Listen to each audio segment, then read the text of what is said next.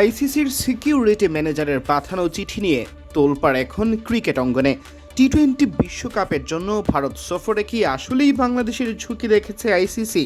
ঠিক কী লেখা ছিল আইসিসির সেই ইমেইল বা চিঠিতে, স্পষ্টভাবে তুলে ধরা হলো বিডি ক্রিক টাইমের দর্শকদের জন্য।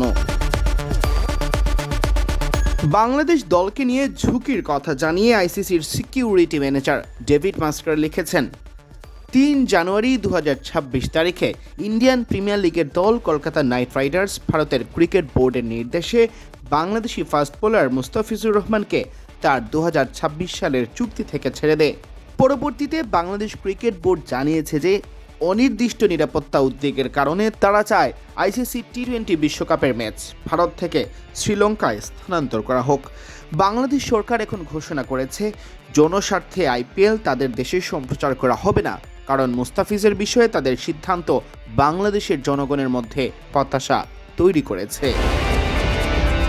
2025 সালের ডিসেম্বরেই স্পষ্ট ছিল ভারত সফর বাংলাদেশের জন্য ঝুঁকিপূর্ণ, অর্থাৎ মুস্তাফিজকে কলকাতা ছাঁটাই করার আগেই চিঠিতে বলা হয়েছে 2025 সালের ডিসেম্বরে ইন্ডিপেন্ডেন্ট রিস্ক অ্যাসেসমেন্ট সম্পন্ন হয়, যা অনুযায়ী ভারতে অনুষ্ঠিতব্য বিশ্বকাপে বাংলাদেশের জন্য ঝুঁকি মাঝারি থেকে উচ্চ পর্যায়ের। এই মূল্যায়নকে সমর্থন করার জন্য একটি সংক্ষিপ্ত রিস্ক অ্যাসেসমেন্ট কমিশন করা হয়েছে, যেখানে বলা হয়েছে মূল্যায়ন করা ঝুঁকি মাঝারি পর্যায়ে রয়ে গেছে।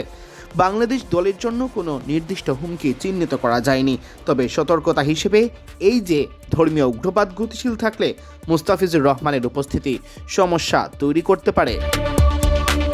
বাংলাদেশকে নিয়ে ভারতীয়দের প্রতিক্রিয়ায় কোনো পরিবর্তন না আসায় আইসিসির সিকিউরিটি ম্যানেজারও ঝুঁকি প্রশমনের সম্ভাবনা দেখেননি। সেই সাথে সমর্থক বা সাংবাদিকদের যারা বাংলাদেশ থেকে যাবেন ভারতে, তাদের ঝুঁকি তো ছিলই। তার চিঠিতে লিখেছেন, অংশগ্রহণকারীদের বাইরে থাকা বৃহত্তর সমর্থকদের নিরাপত্তা স্পষ্ট নয়, যদিও ট্র্যাক রেকর্ড তুলে ধরে বলা হয়েছে বাংলাদেশ দল বা অন্যরা সহিংসতার শিকার হওয়ার সম্ভাবনা ক্ষীণ। সেখানে উল্লেখ করা হয় বাংলাদেশের জার্সি পরে খেলা দেখতে গেলে মাঝারি ঝুঁকি রয়েছে সমর্থকদের। বাংলাদেশের জাতীয় নির্বাচনের কথা উল্লেখ করা হয়েছে, যেখানে বলা হয়েছে 12 ফেব্রুয়ারি বাংলাদেশের জাতীয় নির্বাচনের সাথে সাথে এই অঞ্চল জুড়ে ব্যাপক শোরগোল হওয়ার সম্ভাবনা রয়েছে। আইসিসির সেই চিঠির ব্যাখ্যায় বলা হয়েছে, এই অ্যাসেসমেন্টে বাংলাদেশ দলের ভারত সফরকে মোটা দাগে অনিরাপদ বলার সুযোগ নেই, কিংবা ভারতকে আয়োজক হিসেবে অনিরাপদ বলারও সুযোগ নেই।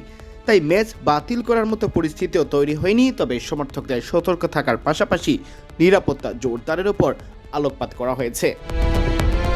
সিয়াম চৌধুরী, বিডি ক্রিক টাইম।